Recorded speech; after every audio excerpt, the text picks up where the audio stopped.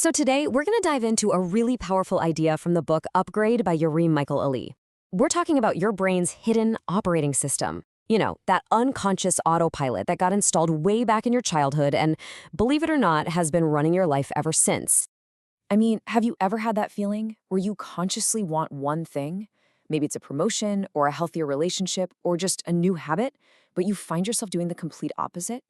It's that crazy making sense that you're stuck in some kind of loop, battling this invisible force that just keeps yanking you back to what's familiar, even when what's familiar isn't what you want at all. And the author, well, he just describes this feeling perfectly. It's like knowing you have all this immense, untapped potential inside of you. Like you're a spiritual giant, but there's a governor on your engine, right? A cap on your power that you just can't seem to break through. So what is this governor? What is actually holding us back? Well, the fundamental glitch is, believe it or not, surprisingly simple.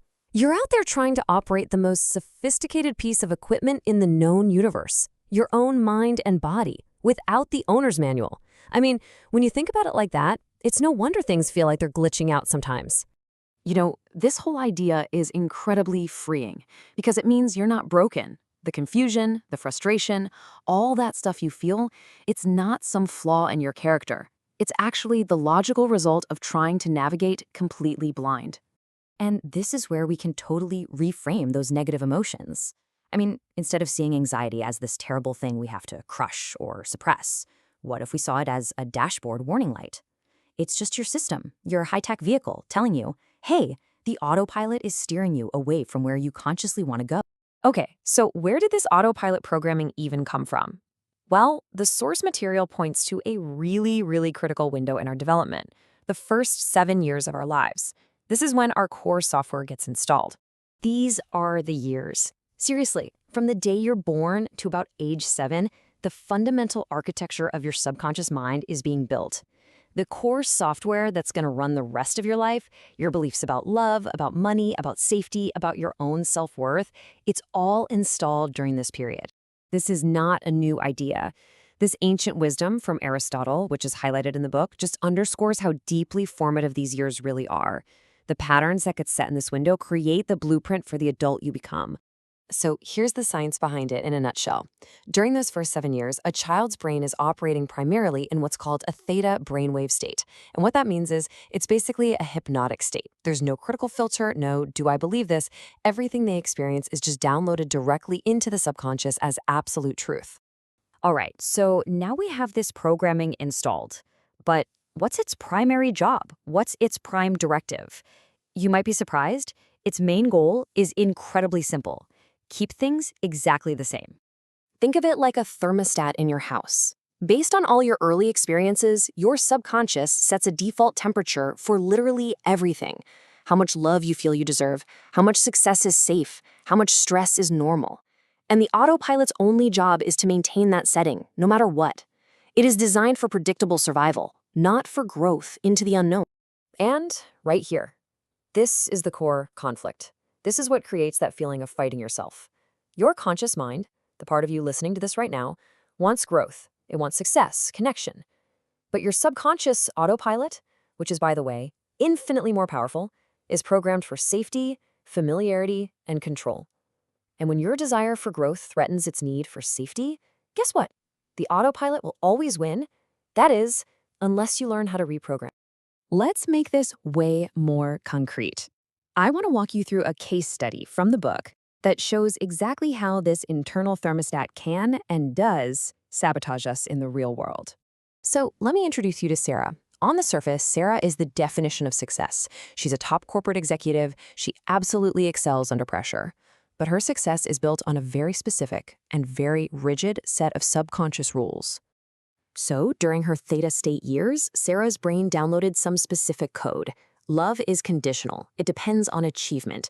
Emotions, they're just inefficient problems.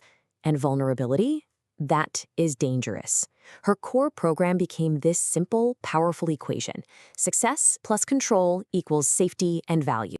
Now, here's the trigger. Sarah is up for a big promotion, but this new role, it requires skills that are in direct opposition to her core programming.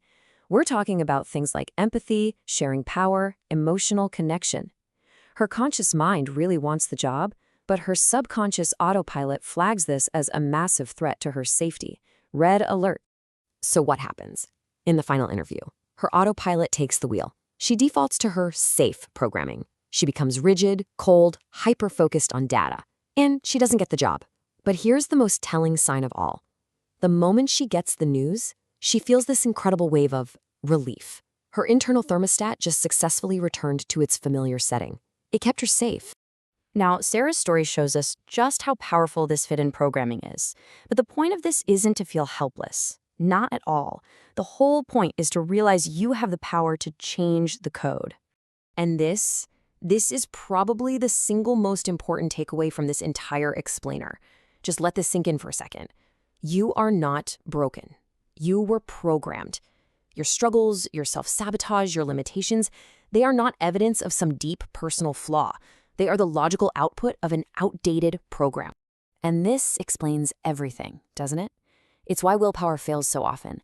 You're not fighting a lack of discipline. You are fighting a deeply ingrained survival mechanism that sees change as a genuine threat. And just knowing this, it lets you stop blaming yourself and start getting curious about the program itself.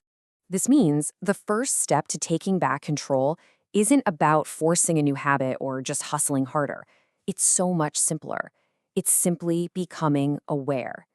It's about learning to observe your autopilot in action without judging it and just noticing the triggers, the reactions, and yeah, even the strange relief you feel when you go back to your comfort zone. And that awareness right there, that's where your true power lies. Because once you can see the program, you are no longer the program. You become the programmer. So the question isn't whether you can change. The real question is, now that you know the program is running, what new code will you choose to write? Now that you finally have the owner's manual,